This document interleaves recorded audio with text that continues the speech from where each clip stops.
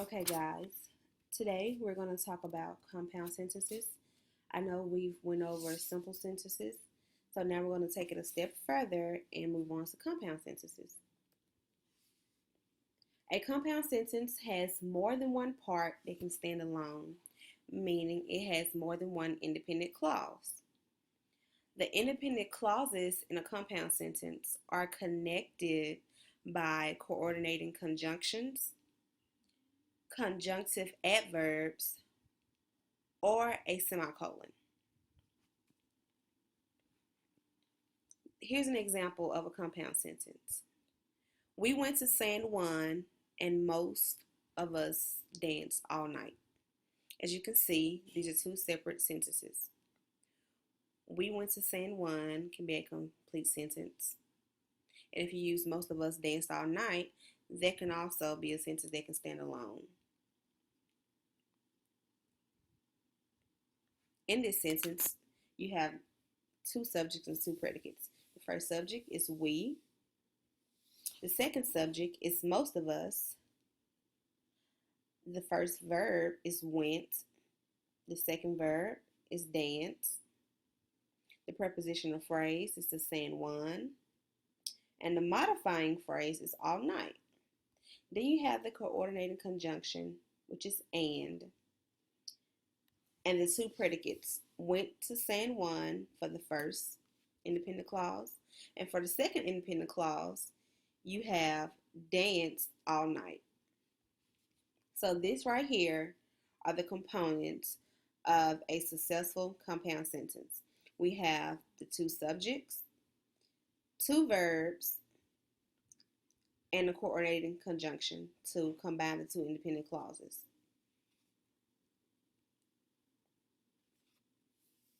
So, when you're using a compound sentence and you're using the coordinating conjunction, the coordinating conjunction will always be in between the two independent clauses. Again, the independent clauses each have one subject and one predicate. So, for a compound sentence, you should have a minimum of two subjects, two predicates, and one coordinating conjunction or something to join the sentence. So for this one, you have a subject, a predicate, the coordinating conjunction, which is and another subject and another predicate. Here's an example of how it should be used. Tim swims and Mary plays tennis. In the first independent clause, the subject is Tim, the verb is swims, or the predicate is swims. The coordinating conjunction is the word and. Then you have the second independent clause. The subject is Mary. The predicate is plays tennis. When using coordinating conjunction, you have more options than the word and. And we use what we call fanboys to help you. When choosing a conjunction, make sure that you pick one that is appropriate for the relationship between the two sentences. So, for the coordinated conjunctions for fanboys, you have for, and, nor, but, or, yet, and so.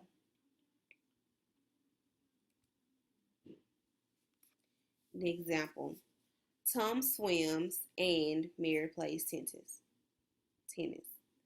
Clause 1, independent, which is Tom swims. The conjunction, of course, you see is and then the second independent clause, Mary plays tennis.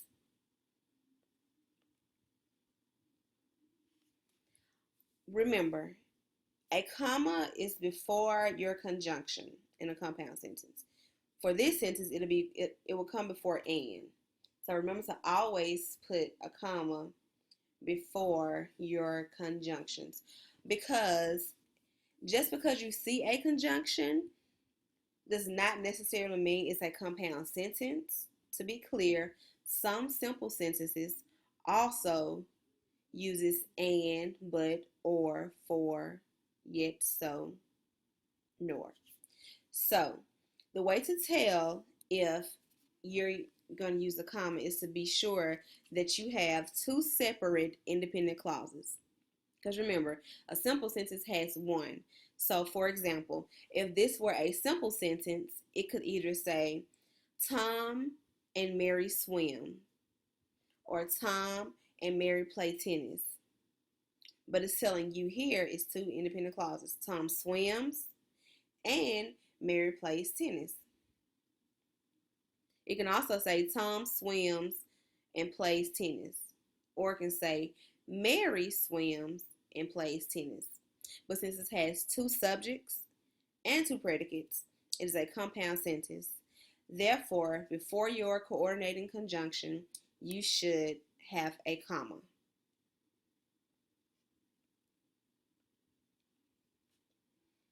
So you have conjunctive adverbs, which are moreover, however, otherwise, therefore. These are the mostly used ones. Other examples could be like thus or still, also, nevertheless, otherwise, besides, and consequently. But moreover, however, otherwise, therefore are the mostly used conjunctive adverbs. So when you use a conjunctive adverb in a compound sentence, you always will have like a semicolon, the conjunctive adverb followed by a comma. An example, Bob is handsome, moreover, he is rich.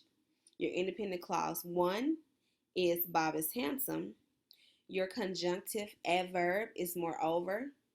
And your second independent clause, he is rich.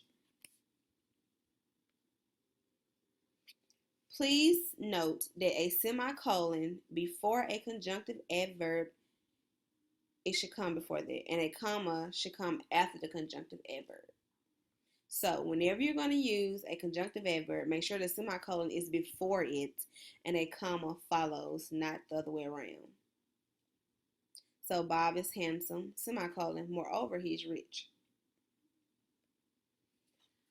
So conjunctive adverbs are floating adverbs, which kind of means that they can be positioned at the beginning of a sentence, in the middle of the sentence, or at the end of the sentence. Or at the end of a clause, I'll say, not just a sentence. Here's an example. Bob is handsome, moreover, he is rich. This is showing it at the beginning. The second one, Bob is handsome, he is, moreover, rich. This just shows the use of it in the middle. And lastly, Bob is handsome, he is rich, moreover, which shows the use of the conjunctive adverb at the end. Another way you can use or separate for your compound sentences is using a semicolon. When you use a semicolon, you want to make sure it's clear that the two are related. So when you're using a semicolon to show that the two sentences are related, in other words, they have something to do with one another. In this sentence, Tom has benefited from his exercise program, semicolon. He is slim and energetic. Because there is a semicolon between the two sentences, it is very clear that he is referring to Tom. Okay? So it says Tom has benefited from his exercise program. He is slim and energetic. So there is a relationship between his exercise program and him being slim and energetic. That concludes the lesson for compound sentences. Your homework. You are to create 10 sentences, compound sentences to be precise, using the vocabulary word from this week's PSAT practice. Bring them to class with you tomorrow and we will go over them to check your understanding. Thank you guys and see you tomorrow.